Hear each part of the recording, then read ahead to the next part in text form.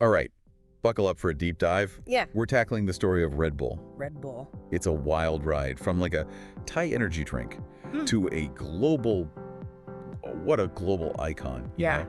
And we're going to unpack the partnership that made it happen.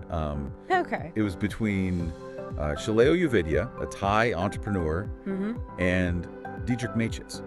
He was an Austrian marketer. Right. But this isn't just some boring business story, okay? Yeah. Oh. It's about cultural fusion. Yeah? It's about innovative marketing. Yeah. And really like capturing the spirit of an entire era. What makes Red Bull's story so captivating, I think, is how it transcends a simple product. Right. It's a case study, really, in understanding the desires of a specific generation. Oh, yeah. And creating a brand that really embodies those aspirations. Totally. Like what do people want? What are they striving for? And how do we create something that speaks to that?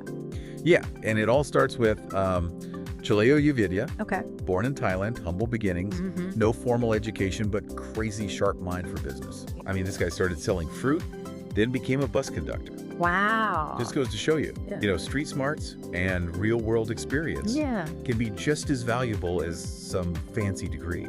That resonates with the spirit of continuous learning, Right. like finding success through these unconventional avenues, His journey really embodies that. He embodies that. Totally. And so he establishes this pharmaceutical company in Bangkok. Right. And he's focusing on producing these affordable essential medications. Smart. Strategy that earns him his first fortune. Classic example of Yeah. identifying a market need Yes. and providing a practical solution. But here's where things get really interesting. Okay. A Japanese energy drink. You familiar with Lipovitan? I've heard of it, yeah. Yeah. So this was popular with workers who just needed that extra boost, Oh, God. Needed to like power through their day. I got it. And Uvidia saw an opportunity Yeah. to tailor a similar product, but for the Thai market. Oh, interesting. That's how Krating Daeng was born, Krating, which means Red Bull in Thai. Oh, I didn't know that. Yeah. The name itself, that's brilliant. That's marketing genius right there. Isn't it? Immediately conveying strength and vitality. Exactly. A message that resonates with the target audience. And he doesn't stop there. No. Uvidia goes all in on this bottom-up marketing approach, targeting blue-collar workers, rural communities, Okay. free samples, Yeah. catchy promotions. Love that. He built this loyal customer base from the ground up. It's a strategy that often gets overlooked. Yeah. Many brands, they aim for mass market appeal right away. Right. But Uvidia understood the power of grassroots movements, Yeah. building a loyal following through direct engagement. Yeah. And then enters Dietrich Mateschitz, Okay. successful marketing executive who was looking for a new challenge. He comes across Krating Daeng during a trip to Asia. Yeah, on a business trip, I think. Yeah, business trip. Yeah. And he's just blown away Really? by the effects of this drink. Interesting. And it's funny how these chance encounters I know. can really spark world-changing ideas. That little moment of inspiration Total. can redirect the course of history. Mateschitz sees this drink. Yeah. He knows it has potential for the Western market. Yeah. So he goes after this partnership with Uvidia relentlessly. Good for him. And their deal, you're not going to believe this. What? It was a 49492 ownership split. Really?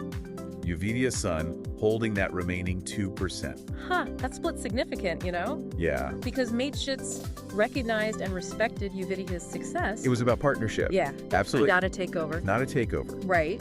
And so together they form Red Bull GmbH in Austria, I see. ready to introduce this drink to the world. Oh. But Mateschitz knew Yeah. they needed a rebrand if they were going to make it in the European market. Got it. So Krating Daeng becomes Red Bull. Okay. The taste was adjusted, Uh-huh. and then they introduced those iconic aluminum cans. Oh. And it's brilliant. That's so recognizable now. They positioned it Yeah. as a premium drink, Interesting. targeting a new demographic, Okay.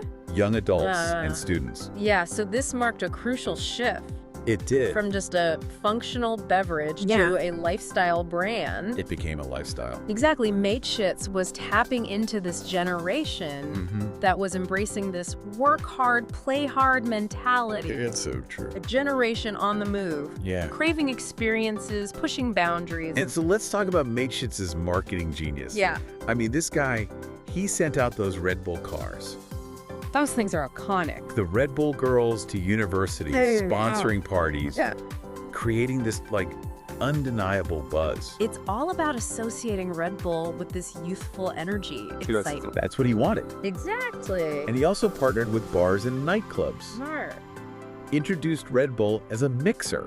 Interesting. Integrating it seamlessly into this burgeoning nightlife scene. Oh, that's good. It was a strategic move. Yeah. That put it off. What's brilliant is how Mateschitz created this whole experience around the brand. He did.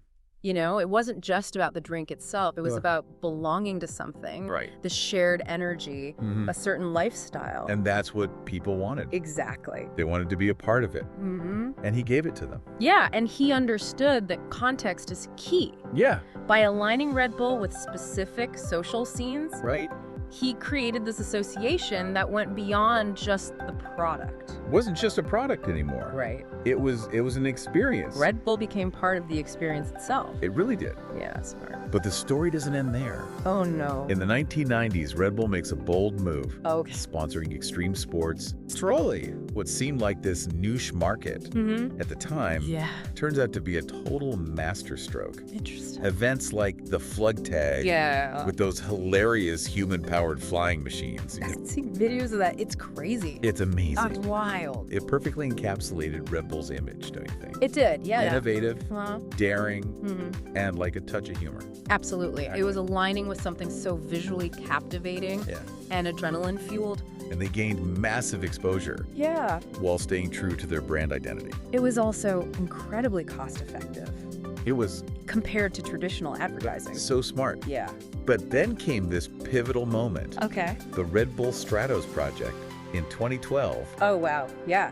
Felix Baumgartner's record-breaking supersonic skydive from the edge of space. It was a global spectacle. It was. Like millions watched it online. And Red Bull wasn't just sponsoring an athlete. Right. They were controlling the narrative. Yeah. Wow. They were producing the content. Okay. Creating this shared global experience. That was a game changer. It was. That solidified Red Bull's position as like a media powerhouse. Yeah. You know, capable of captivating a global audience. Yes. With these breathtaking feats and inspiring stories. From there, they expand into other ventures. Formula One racing, soccer teams. Yeah. I mean, they're a force to be reckoned with in the sports world. They really are. But it all started with understanding a cultural shift. Right. Identifying that target audience. Yes. And just taking those calculated risks. Absolutely. So smart. So smart. You know, it's really remarkable how Red Bull, like, wove itself into the fabric of popular culture. Yeah. They weren't just selling a drink. Right. They created a movement, a tribe. Oh, yeah. You know, united by the shared desire to just push boundaries. I love that. And experience life, you know, to the fullest. You know, it's interesting you say that because I remember when Red Bull first hit my college campus, it wasn't just a drink. It was like this secret handshake. Right. A symbol of being a part of something bigger. Yeah. Like it definitely felt like a movement. Exactly. Yeah. They tapped into that yearning for connection, you know? Totally that desire to be part of something beyond the ordinary. Beyond the ordinary. And they did it authentically, you know, by genuinely supporting these communities and events. But let's go back to the marketing for a sec, okay? Okay. What do you think was the key to creating such a powerful brand image? You know, how did they manage to capture the zeitgeist so effectively? I think it was a multifaceted approach, honestly. Okay. But their laser focus on their target audience, I think that was crucial. Okay. They understood that young adults were open to new experiences. They were influenced by their peers, and they had this insatiable thirst for adventure. It's true. You know? They were. They wanted to do it all. Yeah, and so Red Bull basically gave them what they were craving. Yeah. But in a way that felt fresh, exciting. Precisely. And they weren't afraid to experiment with unconventional tactics, creating that buzz, generating that word of mouth instead of just relying on traditional advertising. Like those Red Bull cars cruising around campus. Oh, yeah? They weren't just about visibility.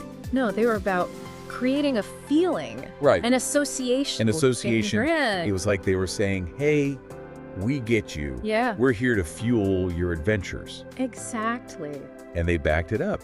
Right. By sponsoring events that embodied that spirit. Absolutely. But they didn't stop at just events and promotions. Right. They invested heavily in creating like high-quality content that resonated with their audience. That's smart. Their foray into extreme sports, like... That was genius. It was a masterstroke in content marketing. Yeah, they weren't just slapping their logo on events. You know, they were shaping the narrative. Right. They were producing these stunning visuals, and they were telling captivating stories. Like they turned extreme sports into a form of entertainment. Yeah. And they became the ultimate storytellers. They did. The Stratos project. Oh, that was the pinnacle. The pinnacle of that. They took a record-breaking skydive. Right. Transformed it into this global media event, showcasing their ability to create content that transcended boundaries and captured imaginations worldwide. It was more than just selling a drink at that point. It was. It was about pushing those human limits. Yeah. Inspiring people to dream big. And it's pretty amazing to think that these two individuals from such different backgrounds could come together and create something so impactful. Their partnership is a testament to the power of shared vision, you know? Yes. Recognizing each other's strengths. Right. Uvidia's entrepreneurial spirit, his understanding of the Asian market. Right. And then you combine that with Mateschitz, his marketing expertise, insights into Western culture. It's a recipe for success. It really was. It really is. It's a reminder that collaboration, you know, and diversity of perspectives can lead to some truly extraordinary outcomes. But what about the future of Red Bull, though? Oh, that's a good question. Can they maintain this level of success in an ever-changing market? Well, the beverage landscape, it's constantly evolving, you know? Right. Consumer preferences, they're in constant flux, especially with, you know, growing health consciousness. Right. Red Bull's going to need to adapt and innovate if they want to stay relevant. They've already started to diversify, haven't they? They have. Yeah, sugar-free options. Yeah. Different flavors, even an organic line. Oh, wow. Yeah. That's cool. And they're strategically expanding into new markets, particularly in Asia and Africa, where there's significant growth potential. So they're not content with just resting on their laurels. No, they're actively seeking new ways to push those boundaries and expand their reach. And that's what makes their story so compelling, you know. It does. They've shown us that building a global brand that's both commercially successful and culturally relevant. Yeah. It's possible. It's possible. It's a story that's still being written. It is. It is. I'm excited to see what the next chapter holds. Me too. Yeah, it really is a remarkable story. It is. Vision, innovation, and just a relentless pursuit of pushing limits. Absolutely. Who would have thought that this drink from Thailand would become like this global phenomenon? It's a testament that even the most unconventional ideas can achieve incredible success with the right combination of vision, timing, and execution. You know, speaking of timing, I think that played a significant role in Red Bull's rise. Yep. Like, they emerged at a time when the world was going through these major shifts. Oh, absolutely. Globalization was taking off. Right. Youth culture was exploding. Yeah. And there was this, like, growing fascination with extreme sports and adventure. Yeah, the late 20th century was a period of immense change, you know? And Red Bull, they captured the energy and aspirations of that era. Yes. They became a symbol of a new generation. Totally. That was breaking free from old norms. It makes you wonder. Yeah. If their story would have unfolded the same way if they had emerged in a different time. That's a fascinating thought experiment. It is. It's impossible to say for sure. Right. But I think their ability to tap into the cultural zeitgeist of that moment, that was a critical factor in their success. They understood what people were yearning for. They did. That sense of excitement, connection, freedom to push their own boundaries. They didn't just sell a drink, right? They sold a feeling, an experience, a whole way of life. It's true. And they did it with this level of authenticity that resonated with their audience. Yeah, they weren't just sponsoring events. Right. They were actively participating, shaping the narrative. Absolutely. Fostering that sense of community among their fans. Exactly. So, taking a step back. Okay. What are the big takeaways from Red Bull's journey? What can we learn from their incredible success? I think there are several key lessons here. All right. First, the importance of innovation and adaptability, right? Okay. The world's in constant motion. Yeah. Businesses need to evolve to stay ahead of the curve. It's true. Red Bull's shift from traditional advertising to content creation and online community building. Right. That's a prime example. They understood the changing media landscape. They did. And embraced new ways to connect with their audience. Absolutely. Second, they demonstrated the power of truly understanding your target audience and creating a brand that reflects their values and aspirations. Yeah. Red Bull's focus on young adults. Right. And their association with extreme sports. Yeah. Those were strategic choices that align perfectly with their desired market. And lastly, Yeah. they went beyond just selling a product. You're right. They built this strong brand identity that resonated on an emotional level. Absolutely. Fostering a sense of belonging and shared experience. Red Bull's stories proof that a brand can be more than just a logo or a product. Totally. It can be a symbol of a lifestyle, a movement, a reflection of a generation's aspirations. Well, on that note, I think it's time to wrap up our deep dive into the world of Red Bull. It's been fun. I don't know about you, but I'm feeling incredibly inspired by their story. Me too. It's a testament to human ingenuity, collaboration, and just a relentless pursuit of pushing boundaries. So to all our listeners out there, what's your Red Bull? That's a good question. What are you passionate about? Yeah, what boundaries are you ready to push? Maybe there's a world-changing idea brewing within you. It could be. Just waiting for the right moment to take flight. You never know. Keep exploring. Yeah. Keep learning. Absolutely. And keep diving deep. Couldn't have said it better myself. Until next time. See you later.